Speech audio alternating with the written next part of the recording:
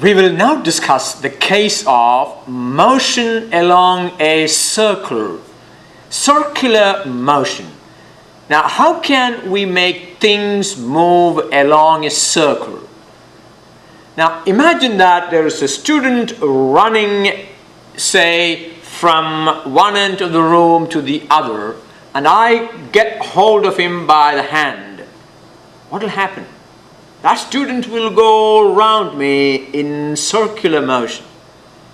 You see, our old moon was going away for a stroll very, very long time ago, and it got caught by the Earth's gravitational field, and ever since that time the moon has been going round along a circle perpetually. Now, what is it that is necessary to make an object to move in a circle? The student who was running away, I did not catch him. He would have gone away in the same line, along the same straight line. Now, when I caught hold of him, I apply a force on him towards me, and he goes round in a circle. Now, as he goes around in a circle, if I leave him, he will go along the tangent of the circle. As long as he stays in a circle, the force that I applied will be there. In other words, an object can be made to move in a circle only if there is a force acting towards the center of that circle. When the moon goes around the earth, the force that keeps it going around the earth is the gravitational force between the moon and the earth. The moment the earth says, "Moon, I'm not going to pull you today," the moon is going to go away. Well, you must understand this concept very well. An object can be kept moving along a circle only if there is a force that is directed towards the center of the circle. Now, here I have a ball, I have a string tied to it, and I'm holding at one end.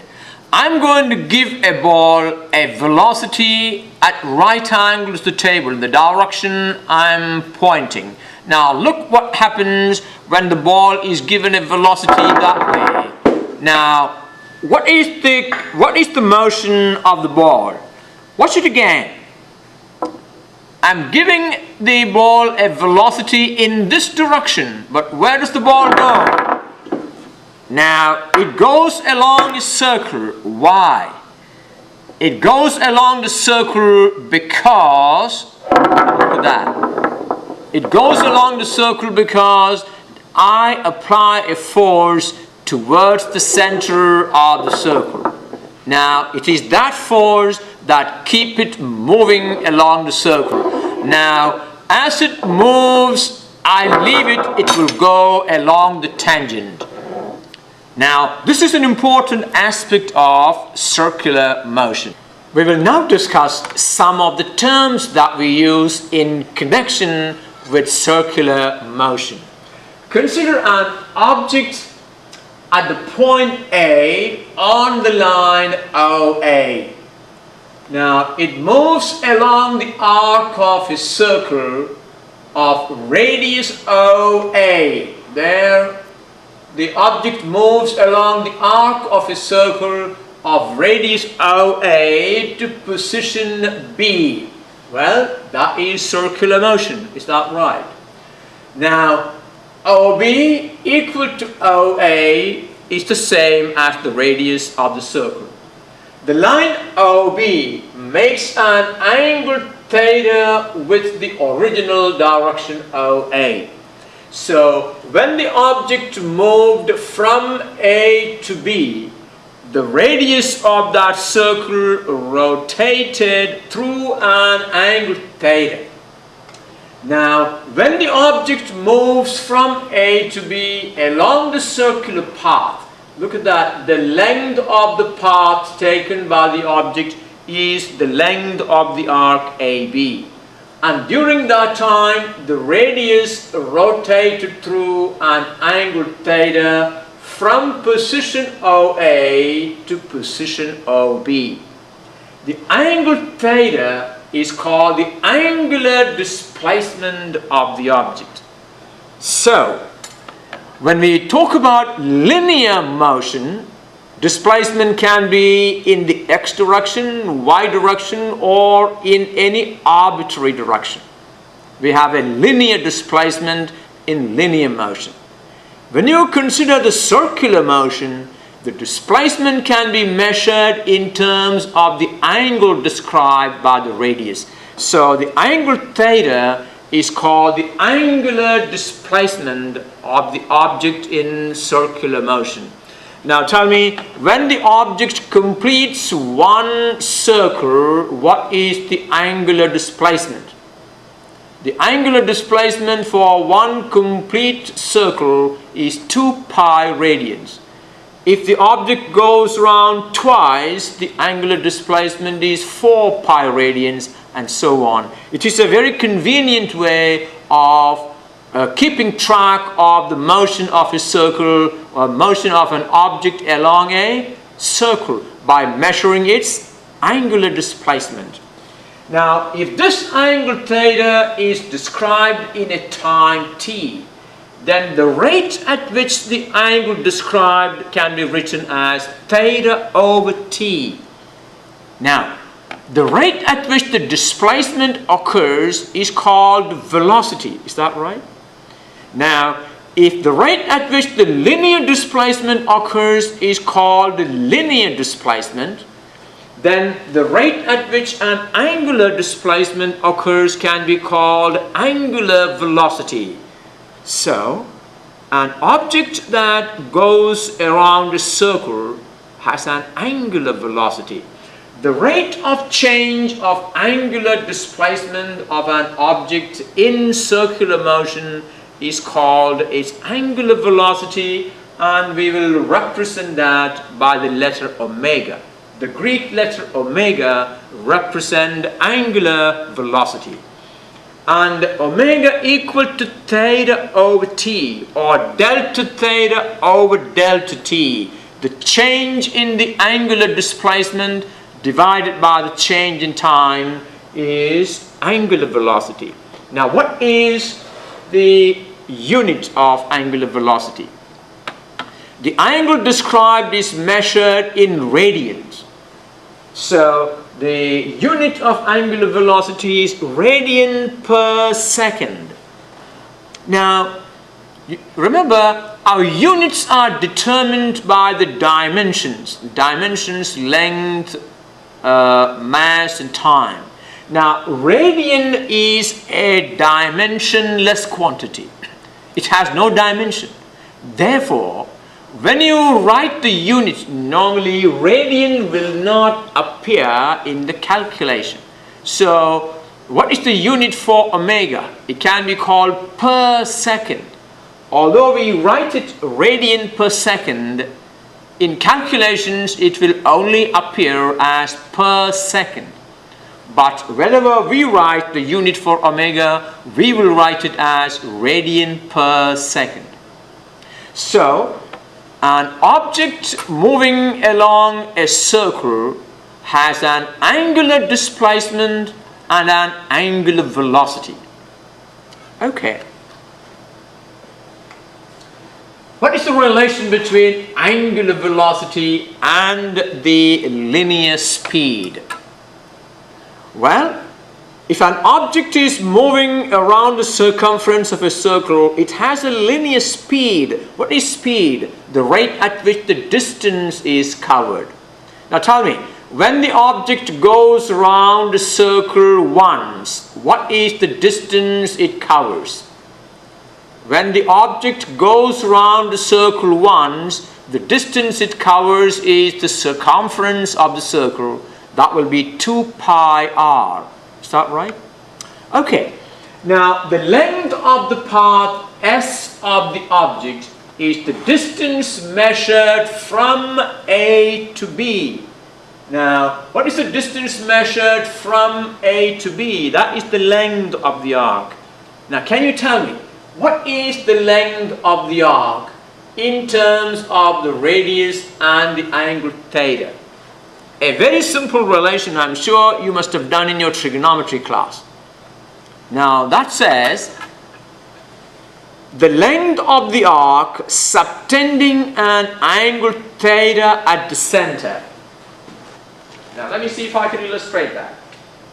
If an arc of a circle subtends an angle theta at the center, then the length of the arc S will be equal to, if the radius is R, then S will be equal to R theta. And this is an important result that we will be using at many places in physics. If the length of the arc of a circle subtends an angle theta at the center, then that length of the arc equal to radius times the angle theta. Well, tell me, what is the formula for the circumference of a circle? I'm sure most of you know. The circumference of a circle is 2 pi times the radius. Why is it 2 pi times the radius? Because when the circle is a full circle, the angle of the full circle, that theta is 2 pi. Then the length of the arc will be the circumference of the circle. So the circumference of a circle is this length S when the angle theta is 2 pi. So that will be 2 pi multiplied by R. Okay. So the linear speed of the object along this path, what is the linear speed of the object along this path? Will be the distance divided by the time. So if V is the linear speed, I can write V equal to S over T meter per second. The distance covered divided by the time taken. Simple concept. But as I just showed it to you, the distance S equal to R times theta. I have used lowercase r. Remember, R is the length of OA or the length of OB. So S equal to R times theta. Let's replace this S by R theta. What does then V equal to? V equal to, in place of S, I wrote R theta. So V equal to R theta divided by T. And that can be written as R times theta over T. Now what is this quantity? The rate at which the angle is being described is called the angular velocity. So this can be now written as R omega. So what is the relation between linear speed and angular velocity of an object in circular motion?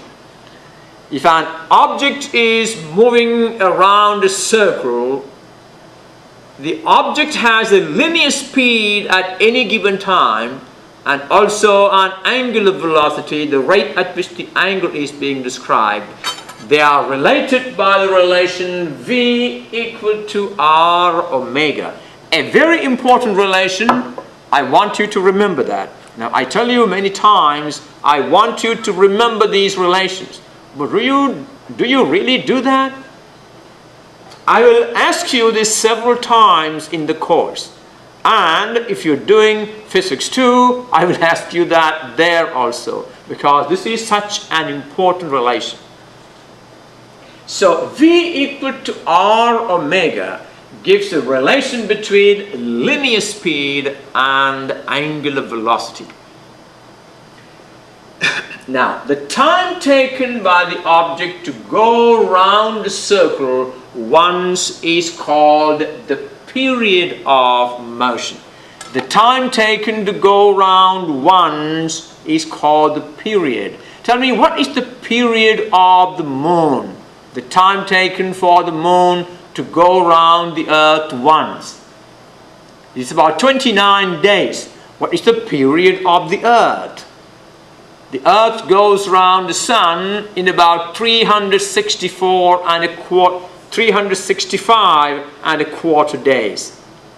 What is the period of the hour hand of a clock? What is the period of the hour hand of a clock? It takes 12 hours to complete one circular track. Is that right? Whereas the seconds hand of a clock takes 1 minute. So period is the time taken for completing one circle.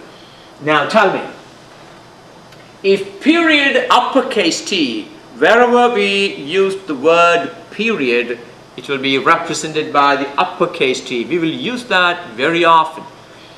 Now, what is the value of the angle theta? What is the value of the angle theta in one period?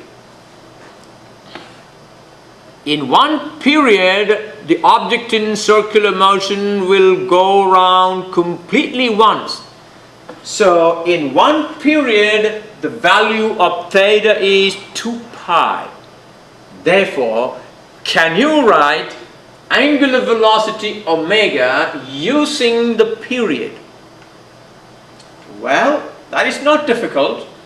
During this time t, so when this object goes around this circle completely once, during that period t, during the time taken by the object to go around once, the angle described is 2 pi radians. Therefore, we say theta equal to 2 pi when the time is one period. So omega equal to theta over t can be written as omega equal to 2 pi divided by the period. Another important relation. Angular velocity of circular motion is 2 pi divided by the period. Alright, take a note of these and keep all these important relations in a place where you can reach it very easily. So omega equal to 2 pi divided by the period, the linear speed equal to r omega. Okay, let's now talk about the relation between frequency and period. What is the meaning of frequency? Frequency, how frequent is the occurrence? If I let this object go around the circle, what is the frequency of this? Means how many times does this go around in 1 second? That is the meaning of frequency. The number of revolutions per second is called the frequency. The number of times the object goes around the circle in 1 second is called the frequency of circular motion. And we will represent frequency by the lowercase f. Now watch all these notations. Lowercase f represents frequency, uppercase T represents the period. The frequency f is measured in a unit called hertz. What is hertz? Frequency is the number of times per second. So if I say the frequency of this object is 5 hertz. What does that mean? The frequency of this object is 5 hertz. It means it goes around 5 times per second. 5 hertz per second. So the unit of frequency is hertz. And how do you write hertz? Uppercase H and lowercase z. If an object goes around a circle 5 times a second, its frequency is 5 hertz. Alright, can you give me a relation connecting frequency and period? Is there a relation existing between frequency and period? Alright, let's take this example. The frequency is 5 hertz, means the object will go around the circle go around 5 times in 1 second. If an object goes around a circle 5 times in 1 second, what is the time taken to go around once? It will be 1/5 of a second. So look at this. If the frequency is 5 Hertz, then the period is 1/5 of a second. If the frequency is 10 Hertz, if an object goes around a circle 10 times a second, the time taken to go around once will be 1/10 of a second. So what is the relation between period and frequency? Well, if the frequency is 5 Hertz, the period is 1/5 of a second. We talked about this. That means the frequency and period are related such that one is the reciprocal of the other. If the frequency is 10 Hertz, the period is 1/10 seconds, and so on. So F equal to 1 over the period, frequency equal to 1 over the period. All right, let me ask you now, what is the equation for the angular velocity in terms of the period we obtained in the last slide? The angular velocity in terms of the period. We had omega equal to 2 pi divided by the period. Can you write that equation using frequency? 2 pi divided by the period. 1 over the period is the frequency. So 2 pi divided by the period is 2 pi multiplied by the frequency. So since t equal to 1 or f equal to 1 over t or t equal to 1 over f, then f multiplied by t will always be 1. All these are very important information. All right, we will now talk about acceleration of a circular motion. Now, is there an acceleration for a circular motion? Well, in the beginning, when I was demonstrating the motion of that metal ball, I showed you why the metal ball goes in a circle. Because there is a force pulling it towards the center. If there is a force pulling it towards the center, that force must produce an acceleration. In fact, you remember the example of the student I gave you, a student who is running along a straight line. Now, the moment I catch hold of him, I am changing his state of motion. And according to the laws of motion, the state of motion can be changed only if you apply a force. And the moment you change the state of motion, you are creating an acceleration.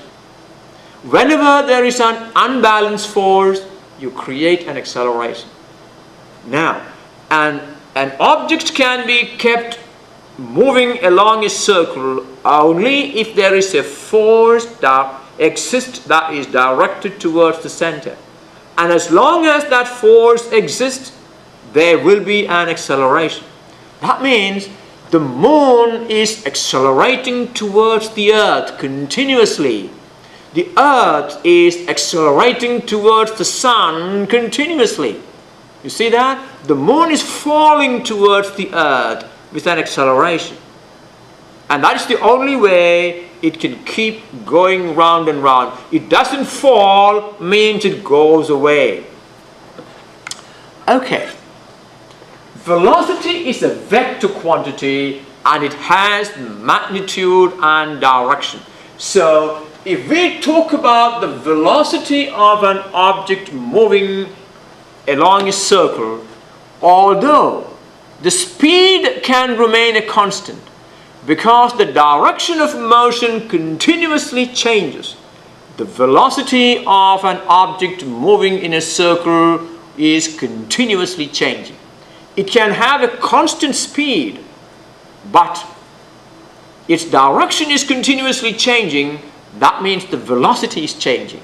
So an object moving around a circle has a continuous acceleration, and that change or that acceleration is produced by the force that is directed towards the center. Now, since the direction of motion of an object in circular motion is changing continuously, its velocity changes continuously. Now, when the object is at B, what is the direction of its velocity? At any given instant, the velocity of the object in circular motion is along the tangent. So, if I have the object at B now, if the force acting towards the center will cease, the object will go towards the tangent. That is the direction of its velocity. If the object is at A, its velocity will be directed along that tangent. When the object is here, its velocity will be directed along that tangent. In other words, the velocity of the object at any point along the circle is along the tangent. And if you notice, the length of these arrows are all the same, indicating that the speed is a constant. The rate at which the distance covers is a constant, but the velocity is not a constant. Why? Because the direction is changing continuously, so the velocity changes although the speed is a constant. Okay, the direction of velocity at any instant is along the tangent at that point drawn to the circle. At the point A, the velocity is v1. At point B, the velocity is v2. Now, look at the lengths of the arrows. If you notice, if I can measure the length of the arrow here and the length of the arrow there, the length of the arrow in both cases is the same. What does it indicate? It indicates that the magnitude of the velocity is the same in both cases. So what is different? What is different is the direction. The magnitudes of v1 and v2 are the same. Now, v1 and v2 differ only in direction. They have equal magnitudes. If vectors v1 and v2 are used as adjacent sides of a triangle, you know that a vector can be drawn anywhere. I can take this vector and draw it here. I can take this vector and draw it here and construct two sides of a triangle. So I'm going to use the vectors v1 and v2 to construct the two sides of a triangle. Look at this. This is my vector. Which vector is this that I have just drawn? Well, this is my vector v1. I just translated it over here. That's my v1. And where is then my v2? Look at the way I'm going to draw my v2. This is my v2. I translated this vector and kept it there. Alright, so these two vectors now represent the two adjacent sides of a triangle. Now, what does the third side of the triangle represent? The third side of the triangle then represents the change in velocity. You see, this is the change in velocity. The original velocity v1 changed to v2. The third side of the triangle is a measure of the change in velocity. So here there are three vectors. These v1 and v2, they both have the same length because their magnitudes are the same, but they have different directions. Now, what will be the angle between them?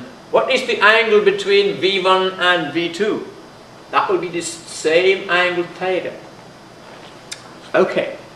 Now look at the direction of this change in velocity. Can you tell me what is the direction of this change in velocity? This velocity v1 changes to velocity v2. What is the direction of this? If I translate this vector here, you can see it will be exactly here. It is directed towards the center of the circle. There you are. I just translated this over here. You can see, but vectors, it doesn't matter where you draw it. This vector and this vector are exactly the same. So what is the direction of the change in velocity? The change in velocity delta v is directed towards the center of the circle. Why? Because the force that is causing that change is directed towards the center of the circle. Alright, what we're going to do is obtain an equation for the acceleration. Alright, let's do that using this diagram. We now join the line AB so that we have a triangle here. Look at here, there's a triangle OAB and the triangle formed by the vectors. Now, can I say that these two triangles are similar? What are similar triangles? Well, similar triangles have their angles all equal. Now, are these two triangles similar? Yes, actually they are similar. Their angles are the same. The triangle OAB is similar to the triangle formed by vectors v1, v2 and delta v. Now, what is the characteristic of similar triangles? I know some of you might remember these are results from geometry. If you now look at this one triangle there, another triangle, well, I got to redo it. Is that right? Okay. I think I need to redo that. All right. Now, suppose this is one triangle and this is another triangle. This angle is equal to this angle. I'm going to represent like, and this angle equal to this angle and this angle equal to this angle. You see? Triangles where the angles are all equal are called similar triangles. And now, suppose I name the sides as A, B, C for the small triangle and big A, big B, big C for the big triangle. The property for similar triangles is that the ratio of corresponding sides will be equal to each other. Now, what are the corresponding sides here?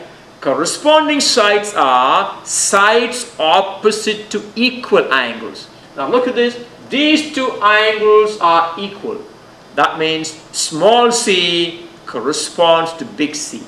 So, if you divide small c by big C, that will be equal to small a divided by big A, and that will be equal to small b divided by big B. That is the meaning that in similar triangles, the corresponding sides are proportional.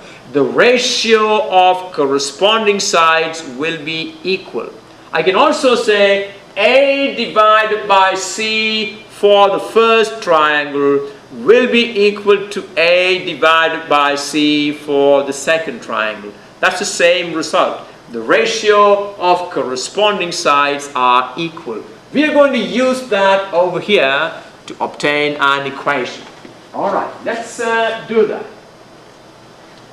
So, we got the triangle, these two triangles are similar. the radii OA equal to OB equal to small r, and the length of the vector V1 equal to the length of the vector V2 equal to V. Now, V is the uniform speed of the object along the circle.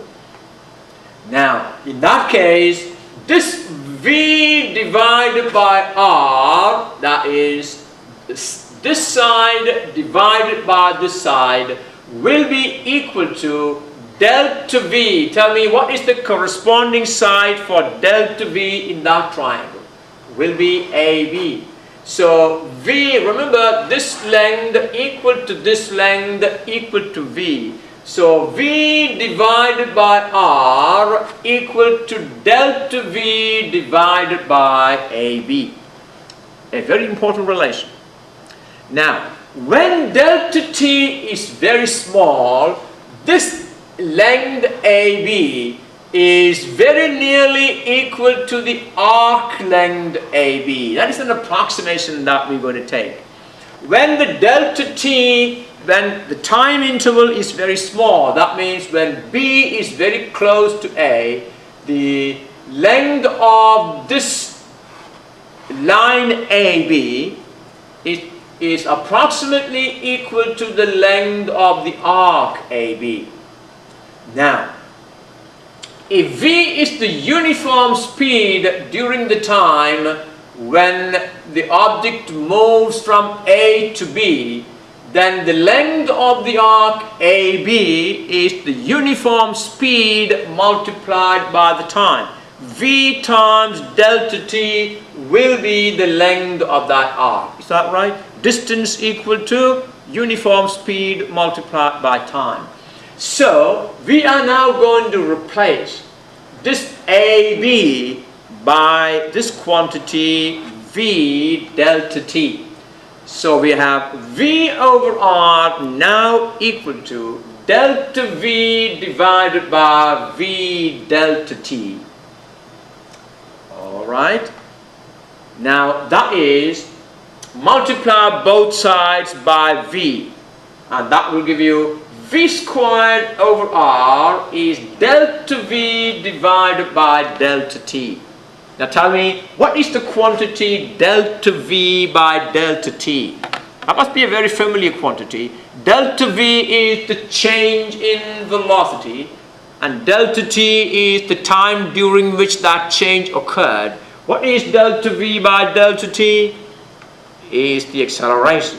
So, acceleration of a circular motion is V squared over R, where V is the uniform speed of the object along the circle. The acceleration of a uniform circular motion is V squared over R, where R is the radius of the circle and V is the uniform speed of the object along the circle. Very important relation. In this lesson, there are many equations I said are very important. Simple equations, but are very important. Okay, now, do you remember a relation that we established between linear speed and angular velocity? Didn't I tell you that's important? Now, how many of you remember that? What is the relation between linear speed and angular velocity? V equal to R omega.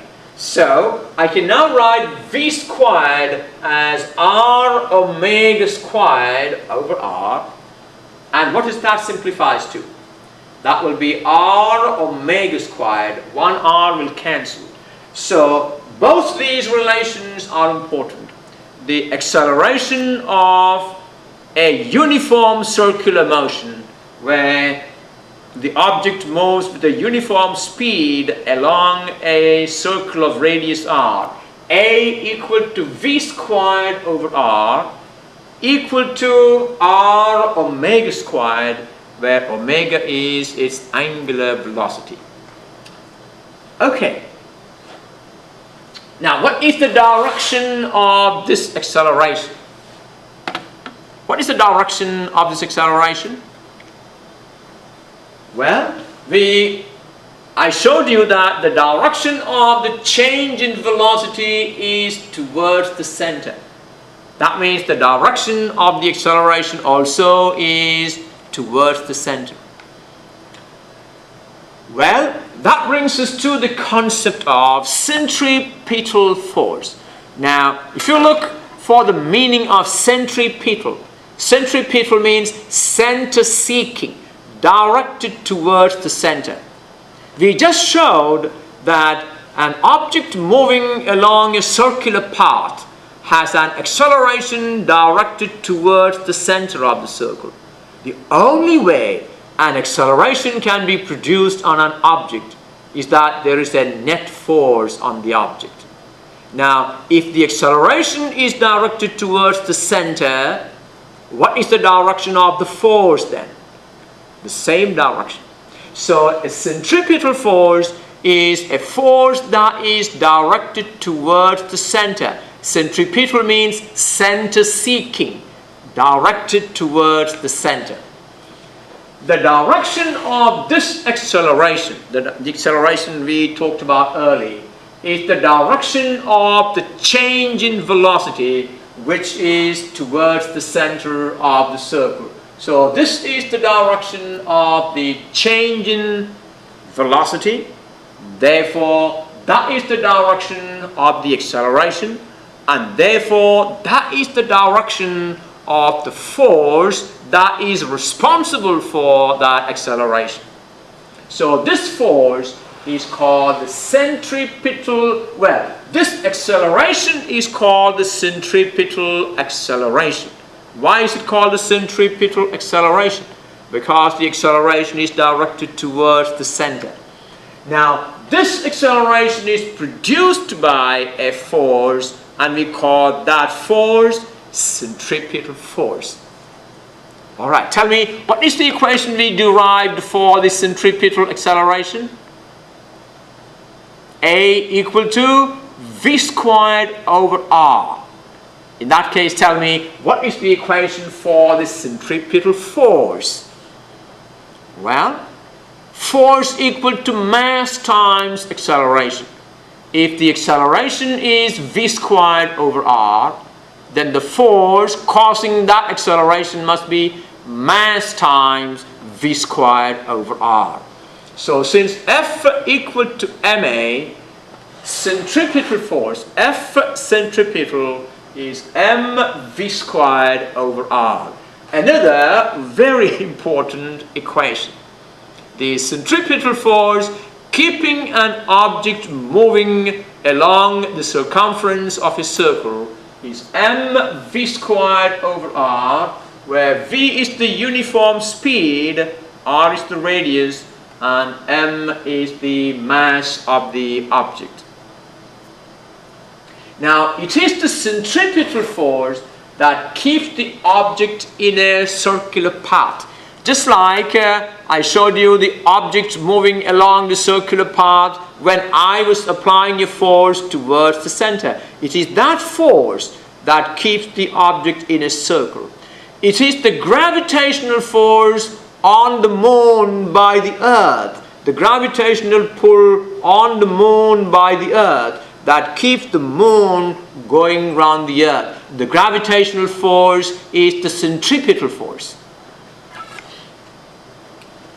Now, the earth moves around the sun in an approximate circular path due to the force of gravity of the sun pulling it towards the center. So if this is the sun and that is the earth goes around the sun, and the force that will be keeping it in orbit is the gravitational force. The centripetal force is the gravitational force. Alright? Now, in the absence of this centripetal force, what will happen to the earth?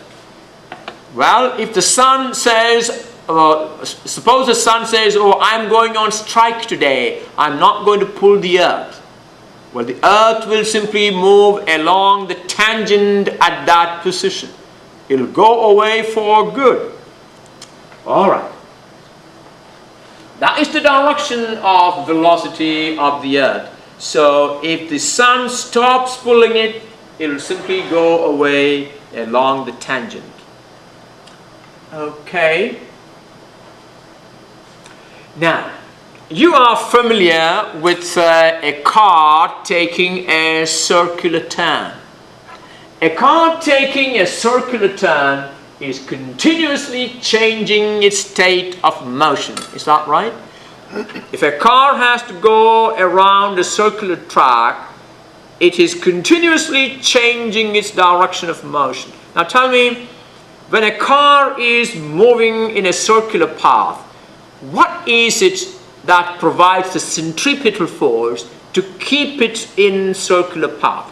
If the car has to stay in a circular path, there must be a force acting towards the center of that path. Where does that force come from? Well, that force actually comes from the friction between the tires and the road. Now, if you are familiar with traffic circles, I have lived in places where traffic circles are a common phenomenon. And if a traffic circle is not built properly, it is forever broken. You know why? Cars going round a traffic circle, the tires will be digging onto the road to produce the necessary frictional force to keep the centripetal force going. If there is no centripetal force available, the car will simply go straight. Now, has any one of you experienced that you wanted to take a turn very quickly and you couldn't do that because the centripetal force was simply not there? What happens? You will go straight onto the fence and break open the fence. If the centripetal force is not available, you cannot keep the car along the circular track. Now, if you look at the highways that are constructed properly, a highway that is constructed properly is banked. Now, what is the meaning of a banking? A banking means the outer side of the road is higher than the inner. So the road is actually an inclined plane. That means when your car is sitting on that inclined plane, let me see if I can draw that for you. Now, the road will be like this. The outer side will be higher than the inner. I'm exaggerating actually here. Now, this angle is actually called the angle of banking. Angle of banking. And this process of building a road at an angle is called banking the road. Now, what is the advantage? When your car is on this road, you see the weight of the car will be acting at right angles. And there will be a component, there will be a reaction force up.